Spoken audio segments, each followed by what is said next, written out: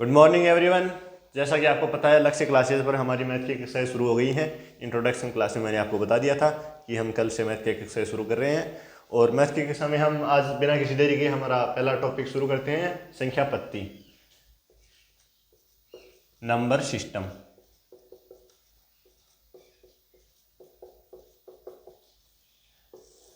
Number system में मुख्य रूप से हम संख्या और उसके अंकों के बारे में ज्ञान करेंगे।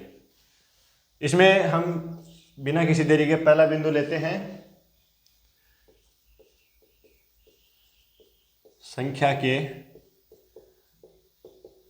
अंकों का मान। हमारा पहला बिंदु है संख्या के अंकों का मान। संख्या के अंकों के मान दो प्रकार के होते हैं। पहला है जातीय मान। जातीय मान क्या होता है? संख्या सवय। जैसे एग्जांपल के तौर पर मान लीजिए ये संख्या है कोई, इसमें 7 का जातीय मान पूछा है, तो जातीय मान क्या होता है? खुद संख्या ही। इसमें किसी प्रकार का वो नहीं है, केवल जातीय मान पूछा है तो 7 का जातीय मान क्या होगा? 7 ही होगा। इसका दूसरा प्रकार है स्थानीय मान। स्थानीय मान क्या होता है? संख्या में उस अंक की स्थिति। जैसे एग्जांपल के तौर पर मैं आपको एक परिभाषा बता देता हूं कि संख्या में अंक की स्थिति। और जातीय मान क्या होता है? संख्या में अंक समय। जातीय मान में संख्या में जिस अंक के बारे में पूछा है वही अंक उस संख्या का, उस अंक का जातीय मान होगा। और स्थानीय मान क्या होगा? संख्या में अंक की स्थिति। इसका अर्थ है संख्या में अंक की स्थिति कहां आती है। जैसे एग्जांपल के तौर पर यहां पे हमको पूछा है कि 2 का स्थानीय मान बताइए। अब 2 का जातीय मान तो 2 होगा, लेकिन 2 का स्थानीय मान पूछा है तो यहाँ पे 2 की स्थिति क्या है? 220, 200 गुनीस, इकाई दाई सैकड़ों, मतलब सैकड़ों में है। इसका सिंपल सा है, जो संख्या पूछी है 2 लिख दीजिए। 2 के बारे में पूछा है, अब जितने आगे जितने भी अंक बचे हैं उनके स्थान पर 0 लिख दिए, तो 2 का स्थानीय मान होगा 200। समझ गए?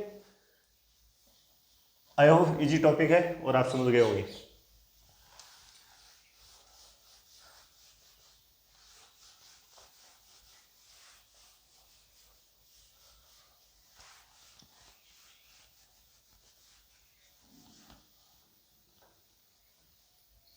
अगला बिंदु लेते हैं, दूसरा बिंदु है संख्याओं के प्रकार। संख्याओं के प्रकार। संख्या अनेक प्रकार की होती है, जिसमें पहला प्रकार है प्राकृतिक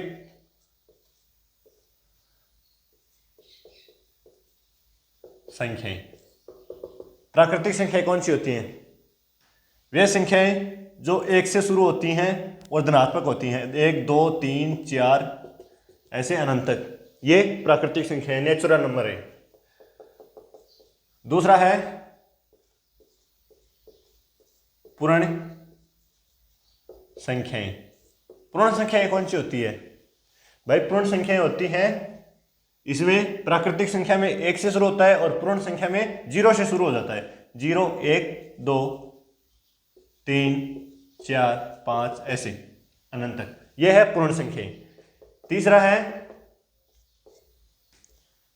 पूर्णांक संख्याएं। पूर्णांक संख्याएं होती हैं, इनमें ऋणात्मक भी आ जाता है, धनात्मक भी आ जाता है और शून्य भी ऐड हो जाता है। -3, -2, -1, 0, 1, 2, 3 ऐसे, ये है पूर्णांक संख्याएं। इसमें सारी संख्याएं आ जाती हैं, माइनस की भी, प्लस की भी, ये शून्य आ जाता है। संख्या के प्रकार में अगला प्रकार है सम संख्याएं। सम संख्याएं कौन सी होती हैं? वे संख्याएं जो 2 से विभाजित होती हैं। 2, जैसे 2 4 6 8 10 12 ऐसे अनंत। समझ गए? अगली है विषम संख्याएं। बड़े इजी प्रकार है, नॉर्मली आप जानते भी होंगे। विषम संख्याएं वे संख्याएं जो 2 से विभाजित नहीं होती हैं। 1 3 5 7 9 11 13 ऐसी। सम संख्याओं में जो संख्याएं 2 से पूर्णतः विभाजित होती हैं। विषम संख्याओं में वे संख्याएं जो 2 से पूर्णतः विभाजित नहीं होती हैं। अगला है भाज्य संख्याएं। भाज्य संख्याएं वे संख्याएं होती हैं जो 1 2 तथा समय के अलावा समय के अलावा भी अन्य संख्याओं से विभाजित होती हैं। जो संख्या 1 तथा समय के अलावा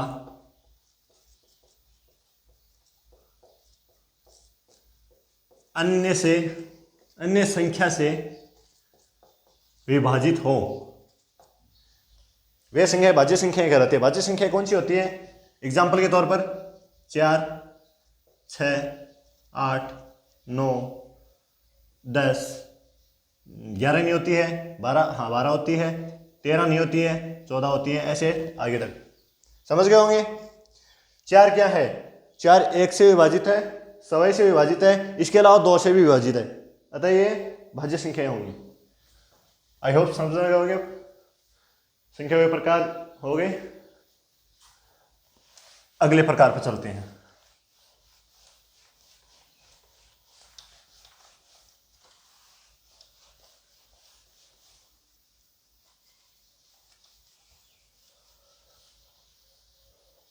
अगला प्रकार है अभाज्य संख्याएं।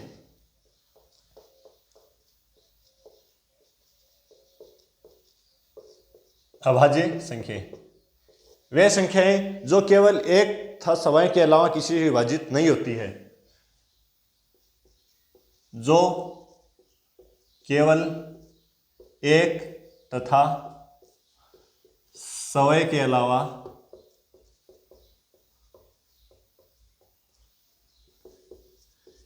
किसी से विभाजित नहीं होती हैं। एग्जाम्पल के तौर पर 1 है, 3 है, 5 है, 7 है, 11 है, 13 है, 17 है, आगे तक। इसमें 1 है, एक से विभाजित है तथा सवा से विभाजित है। 3 है, वो 1 से विभाजित है तथा सवा से विभाजित है। समझ गए? अगले प्रकार पर चलते हैं। अगला प्रकार है सह अभाज्य। सह अभाज्य संख्या कौन सी होती है? यह समुच्चय के रूप में होती है। और कौन सा समुच्चय? जिनमें दोनों संख्याएं अभाज्य संख्याएं हों। समुच्चय में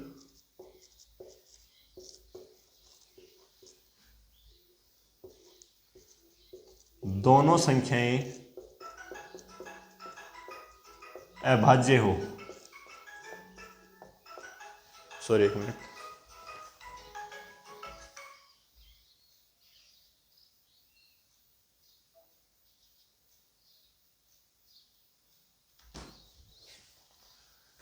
समुच्चय में दोनों संख्याएं अभाज्य हो।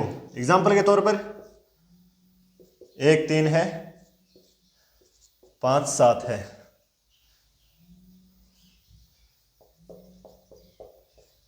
अगला है अभाज्य हो गया, सहअभाज्य हो गया, परिमेय संख्याएं।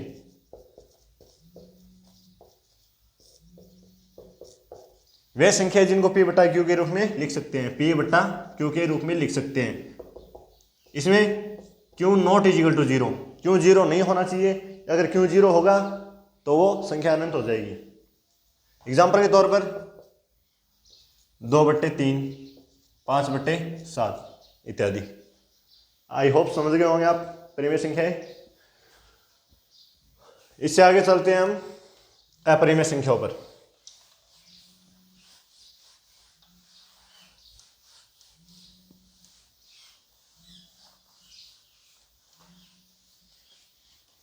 अपरिमेय संख्याएं कौन सी होती हैं? अपरिमेय संख्याएं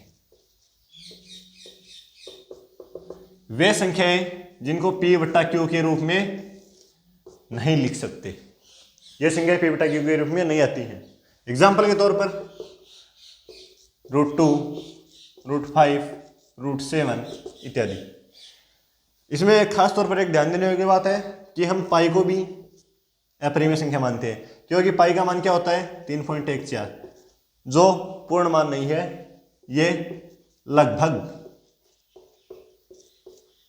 ये पूर्णतः मान नहीं है 3.14 पाई का, इसलिए हम इसको अपरिमेय संख्या मानेंगे। ठीक है।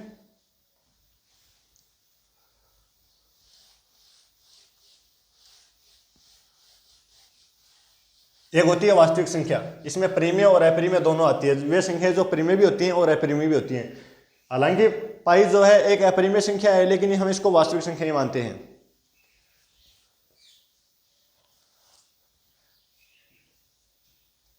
ये हमारा संख्याओं के प्रकार हो गए हैं।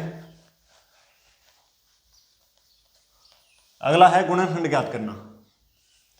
चौथा टॉपिक है, चौथा बिंदु है गुणनखंड ज्ञात करना। गुणनखंड कैसे ज्ञात किए जाते हैं? गुणनखंड ज्ञात किए जाते हैं, जैसे आपको सूत्र के माध्यम से बताता हूं मैं। a की घात x गुणा b की घात y गुणा c की घात z।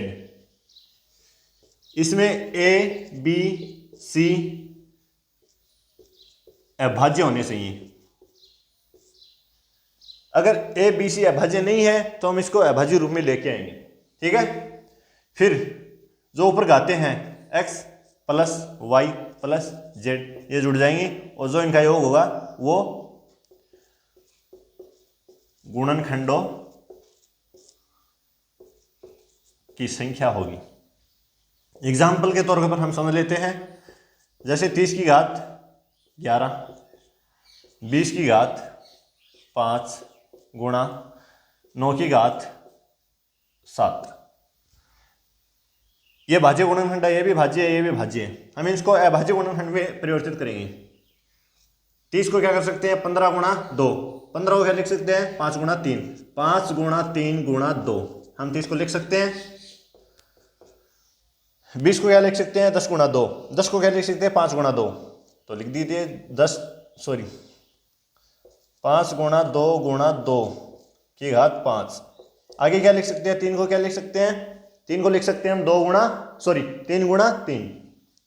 लिख दीजिए 3 गुणा 3 की घात 7। अब जो घात है वो सभी अभाज्य गुणनखंड पर आएगी। जो भी अभाज्य संख्या है उसके ऊपर आएगी। 5 की घात 11 होगी, 3 की घात भी 11 होगी, 2 की घात 11 होगी, 5 की घात 5 होगी, 5 की घात 2 की घात 5 होगी, 2 की घात 5 होगी, ऐसे ही 3 की घात 7 भी होगी, 3 की घात 7 भी होगी। अब सभी को लिख लेते हैं। 5 की घात यहाँ पे 11 है, यहाँ पे 5 है। 5 की घात 11, आधार समान है तो घातें जुड़ जाएंगी। 5 की घात 11 और 5 की घात 5 कितनी होगी? 5 की घात 16 गुणा 3 की घात यहाँ पे 11 है, यहाँ पे 3 की घात 7, 3 की घात 7, 7 और 7 14, 14 और 11 24, 25, 3 की घात 25 हो गई। आगे कौन बच गया? 2। 2 की घात यहाँ पे 11 है, यहाँ पे 10 है, 11 और 10 21, 2 की घात 21। अब जितनी घातें उनको जोड़ दो। 16 प्लस 25 प्लस 21 कितने हो गए? 25, 35, 41, 42, 62। ये हमारा होगा आंसर गुणनखंडों की संख्या। ऐसे ज्ञात की जाती है। एक बार जरूर देख लें दोबारा। आई होप समझ में आ गया होगा आपके। अगले बिंदु पर चलते हैं।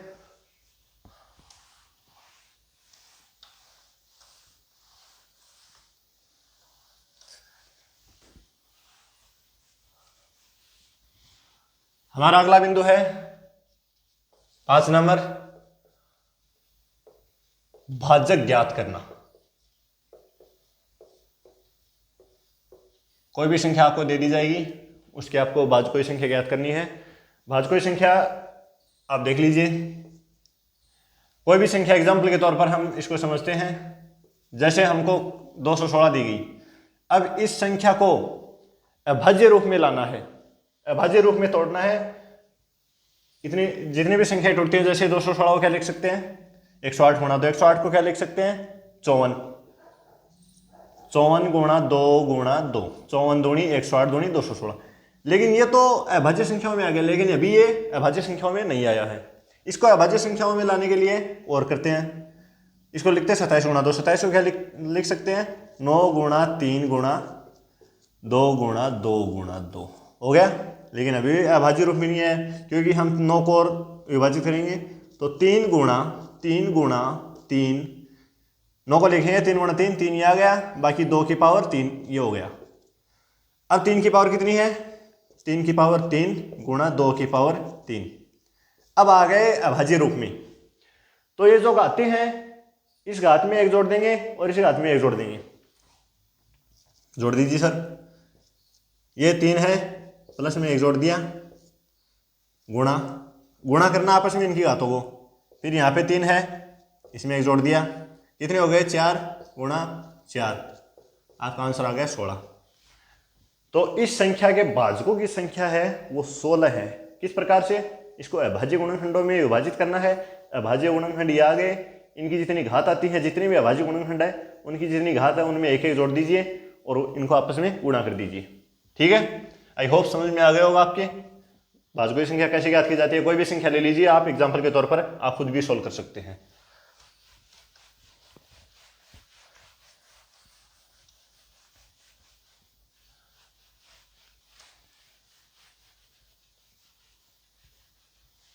इसी में हम आगे बढ़ते हैं।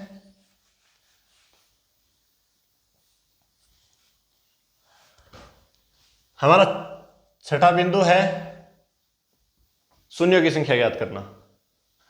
जैसे कोई आपको गुणनखंड दे दिए जाएंगे और उनको आपस में गुणा करके हमको ये बताना है कि इसमें अंत में शून्यों की संख्या कितनी होगी। आपको बड़ी संख्या में, जैसे एसएससी के एग्जाम में बड़ी संख्या दे दी जाएंगी 15 गुणा 20 गुणा 30 गुणा 50 गुणा, और फिर उसके अंत में शून्य की संख्या। अब ऐसा तो है नहीं, हम इसको गुणा करते रहेंगे गुणा करते रहेंगे गुणा करते रहेंगे, ऐसे 10 मिनट हमारे वैसे निकल जाएंगी। तो ये है अंत में शून्यों की संख्या ज्ञात करना। इसका एक फॉर्मूला समझ लेना। हमको अभाज्य गुणनखंड में विभाजित करना है। पहली बात तो जितनी भी संख्याएं दे दी जाती हैं सभी को अभाज्य गुणनखंड में विभाजित कर लीजिए। फिर बाद में 2 की घात जितनी आती है, मान लीजिए n आ गई और 5 की घात आ गई m। हमको मुख्य रूप से इसके ऊपर फोकस करना है। इसमें अगर, चूंकि इसमें अगर n बड़ा है m से, तो शून्यों की संख्या इज इक्वल टू m। 2 और 5 में से जिसकी घातें कम होंगी उतने ही शून्यों की संख्या होगी। ध्यान रखने योग्य बात है, 2 और 5 में से जिसकी घात कम होगी वही शून्यों की संख्या होगी। यहाँ पे n ज्यादा है m कम है, तो शून्यों की संख्या m होगी। अगले में 2 की घात n गुणा 5 की घात m। अगर m बड़ा है n से तो शून्यों की संख्या, अब इसमें बड़ा कौन है m, छोटा कौन है n, तो शून्यों की संख्या कितनी होगी n। सिंपल सी ट्रिक है, एग्जाम्पल के तौर पर समझते हैं। 10 गुणा 15 गुणा 18 गुणा 25, ये हमको कोई दे दिया संख्या। अब इसको गुणा करके हमको बताना है कि इसमें अंत में शून्यों की संख्या कितनी होगी। शून्यों की संख्या ज्ञात करने के लिए हम इनको अभाज्य गुणनखंड में विभाजित करते हैं। 10 का कितना होगा 5 गुणा 2, 15 का कितना होगा 5 गुणा 3, 18 का कितना होगा 6 गुणा 3, 3 गुणा 2, 3 गुणा 2 गुणा 3, 3 क्या 9 2 18 हो गई। 25 को लिखेंगे 5 गुणा 5। अब देखिए 2 की पावर्स कितनी है इसमें, 1 2, 2 की पावर 2 गुणा 5 की पावर्स कितनी है, 1 2 3 4, 5 की पावर 4। बाकी हमको किसी से कुछ मतलब नहीं है। इसमें देखना 2 की घात 2 है और इसमें 5 की घात 4 है। छोटी कौन सी है? 2 की घात 2 कितनी है? 2 घातें हैं, तो अंत में शून्यों की संख्या होगी 2। अंत में शून्यों की संख्या 2 होगी। आई होप समझ में आ गया हो आपके। ध्यान रखने वाला टॉपिक है, एक बार दोबारा देख लेना आप, फिर मैं साफ कर देता हूं इसको।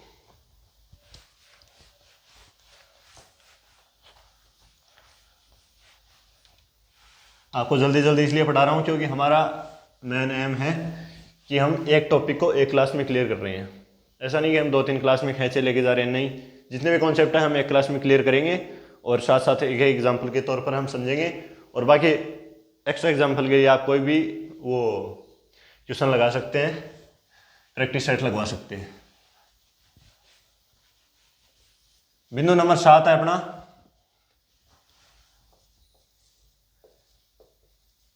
इकाई अंक ज्ञात करना। इकाई अंक कैसे ज्ञात किया जाता है?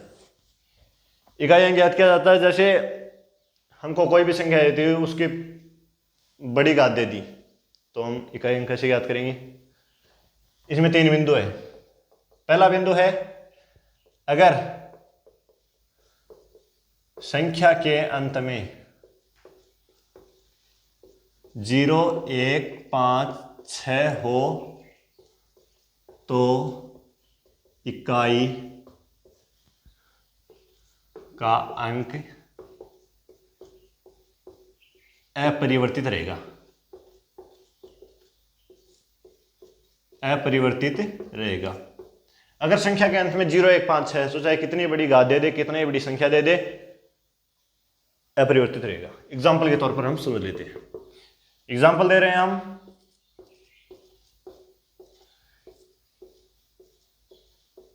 यह आ गया। एग्जाम में हमको पूछा है इकाई का अंक बताइए, घातें बड़ी हैं, सीधी सी बात है, इसको हम घात से ऐसे करके नहीं कर सकते। तो भैया हमारे पास कॉन्सेप्ट है कि अगर इकाई का अंक 6 है तो इसका इकाई का अंक होगा 6। समझ गए? 0, 1, 5, 6 में से कोई भी इकाई का अंक आ गया तो अपरिवर्तित रहेगा। इसी में हम दूसरा बिंदु लेके चलते हैं। दूसरा बिंदु क्या कहता है? अगर कोई भी संख्या दे दी जाए तो संख्या के अंत में अगर 4 और 9 हो, समझिए बात को, अगर संख्या का इकाई अंक 4 और 9 हो तो इकाई अंक, पहले हम उसको 2a प्लस बी के रूप में परिवर्तित करेंगे। 2a प्लस बी के रूप में किसको? घात को। जो भी घात दे रखी है हमको उसको 2a प्लस बी के रूप में लेके आएंगे। जैसे एग्जाम्पल के तौर पर हमको दे दिया 541 की घात 90, सॉरी इसमें 4 लेके आना अपन को, तो 544 की घात 90 दे दिया। अब हमको क्या करना है? इस 90 को इस फॉर्म में लेके आना है। तो 544 को क्या लिखेंगे? 544 को as it is 2a plus B क्या लिखेंगे? 45 गुणा 2 प्लस 0, 45 गुणा 2 प्लस 0, 2 का 2, ए का मान 45 आ गया, बी का मान 0 आ गया। आई होप समझ में होगी। अब इसमें देखिए इकाई का अंक 4 है तो 4 की घात कीजिए 2। अब इस 45 को छोड़ दीजिए, जो ए का मान है उसको भूल जाइए। अब इस 4 को इकाई का अंक में इसकी घात लगा दीजिए, 4 की घात 2 प्लस, सॉरी इसमें प्लस नहीं होगा, गुणा होगा, 4 की घात 0 का मान 1। किसी भी संख्या की अगर घात 0 है तो उसका मान 1 होगा। 4 की घात कितनी होती है? 4 का स्क्वायर 16। इसका इकाई अंक क्या है? 6 है। तो 544 का इकाई अंक होगा 6। आई होप समझ में आ गया होगा। एक बार दोबारा देख लीजिए, फिर हम अगले बिंदु पर चलते हैं।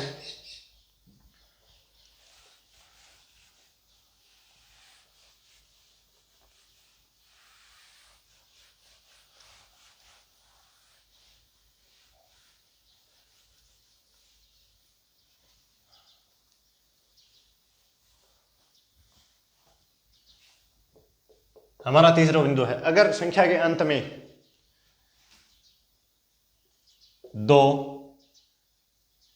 3 4 हो गया, 0 1 5 हो गया, 6 हो गया, 7 0 1 5 है 8, अगर संख्या के अंत में 2 3 7 8 हो तो फिर हमें क्या करना है, घात को 2a प्लस बी के रूप में नहीं, 2a प्लस बी के रूप में ओनली 4 और 9, अगर इकाई का अंक 4 और 9 हो तो हम लेके आएंगे 2a प्लस बी के रूप में, अगर 2 3 7 8 हो तो हम लेके आएंगे 4a प्लस बी के रूप में, उसकी घात को, जो संख्या दी गई है उसकी जितनी घात है उसको हम 4a प्लस बी के रूप में लेके आएंगे। क्योंकि ध्यान रखना, आप सिंपल सी ट्रिक है, देखो इसमें 4 अंक दिए गए हैं तो उसको 4a प्लस बी के रूप में, और उसमें दे रखा था 4 और 9 तो उसको 2a प्लस बी के रूप में, 2 अंक है तो 2a प्लस बी के रूप में, और बाकी 4 1 0 1 5 6 है उसको अपरिवर्तित होगा, वो अपरिवर्तित होगा, उसको 4a प्लस बी के रूप में लेके आना है। फिर जो इकाई का अंक है, जो संख्या दी गई है उसका इकाई का अंक है, उसको उसकी घात 4 करेंगे, एक को उसमें भूल जाना है, और जो इकाई का अंक 4 है उसको बी की भी घात करेंगे, फिर उनको आपस में गुणा करेंगे। एग्जाम्पल के तौर पर हमको दे रखा है,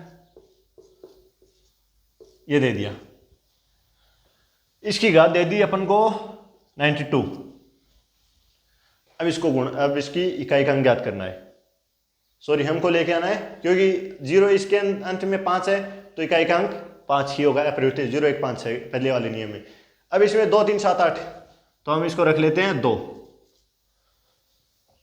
इकाई का अंक क्या है 2 है, और इसकी घात 92 है, तो हम इसको सीधा इकाई का अंक यहाँ पे लेके आते हैं 2, इसका क्या करते हैं 4a प्लस बी के रूप में लेके आते हैं 92 को 4a प्लस बी के रूप में लेके आते हैं, तो 92 को 4a प्लस बी के रूप में कीजिए, 25 चौक, सॉरी 25 नहीं होगा, 23 चौक 92 लिख दीजिए, 23 गुणा 4 प्लस 0, 23 चौक 92 हो गया, क्लियर। 4 का 4 आ गया, a का मान 23 आ गया, a के मान को भूल जाइए, सीधा करना आपको 2 की घात 4 गुणा 2 की घात 0। अभी बताया आपने, सॉरी अभी मैंने आपको बताया है कि जिस भी संख्या का घात 0 होगा उसका मान 1 होगा, 2 की घात 4 का मान कितना होता है 16 गुणा 1 इजिकल टू 16, इकाई का अंक क्या हो गया 6। Concept clear. अगले बिंदु पर चलते हैं। अगला बिंदु क्या बोलता है, अगला बिंदु बोलता है भैया 8 नंबर बिंदु है, और वो है संख्याओं का योग। क्या है 8 नंबर बिंदु है संख्याओं का योग। संख्या योग में हमारा पहला बिंदु है n प्राकृतिक संख्याओं का योग, प्रथम n प्राकृतिक संख्याओं का योग, ये सूत्र है कुछ, प्रथम n प्राकृतिक संख्याओं का योग।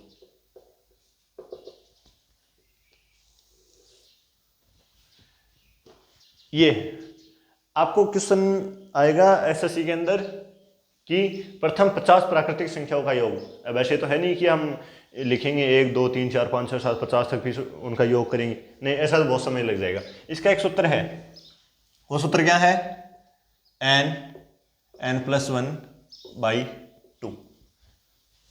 सिंपल सा है, आपको n का मान दे दिया जाएगा। एग्जाम्पल के तौर पर हमको दे दिया गया है प्रथम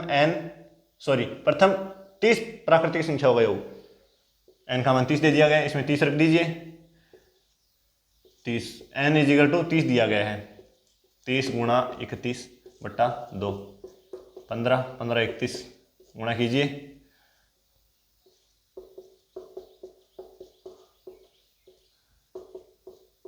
इसका योग हुआ 465। आ गया। अगले पर चलते हैं। हमारा दूसरा है प्रथम n सम संख्याओं का योग। इसका सूत्र है n × n+1। आपको संख्या दे दी जाएगी, जैसे प्रथम 5 सम संख्याओं का योग, प्रथम 5 के बारे में एग्जाम्पल के तौर पर बता रहा हूं मैं आपको। प्रथम 5 प्राकृतिक संख्याओं प्रथम n सम संख्याओं का योग 5, प्रथम 5 सम संख्या कौन सी है, इसके सूत्र में रख दीजिए 5 गुणा 5 + 1 6 = 30।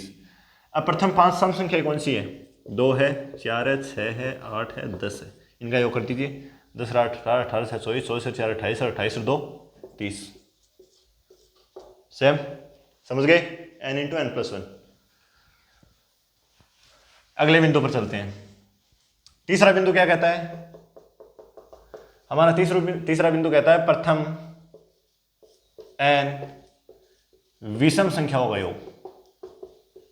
सिंपल सा ये स्क्वायर कर दीजिए, जितना प्रथम n बोला है उसका स्क्वायर कर दीजिए, प्रथम n विषम संख्याओं का योग आ जाएगा। एग्जाम्पल के तौर पर हमको पूछा है प्रथम 5 विषम संख्याओं का योग, n का मान 5 है, 25 हो गया। वैसे करके देखते हैं, प्रथम n कितनी है, 1 3 5 7 9, 9 7 16, 16 और 5 21, 21 और 3 24 और 1 25। क्लियर है, टोटली योग इनका 25 हो गया। अगर स्क्वायर में करते हैं तो 25 हो गया। सिंपल सी ट्रिक है, लेकिन हमको इतना इजी नहीं देगा एग्जाम में हमें बड़े देगा। जैसे प्रथम 30 प्रथम 30 विषम संख्या होगा योग, तो 30 का स्क्वायर कर दीजिए, उतना ही योग होगा। सिंपल सी है, बस आपको एक बार अपनी नोटबुक में लिख के और याद कर लेना है।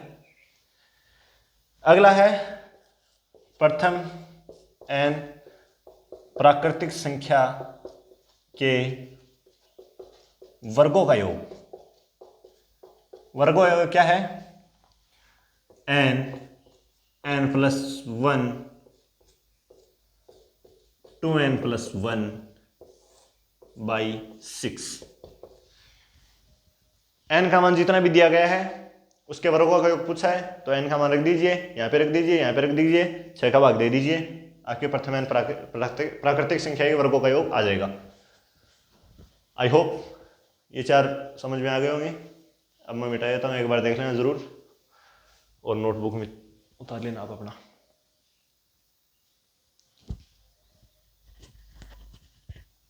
चलिए चलते हैं 5वां बिंदु।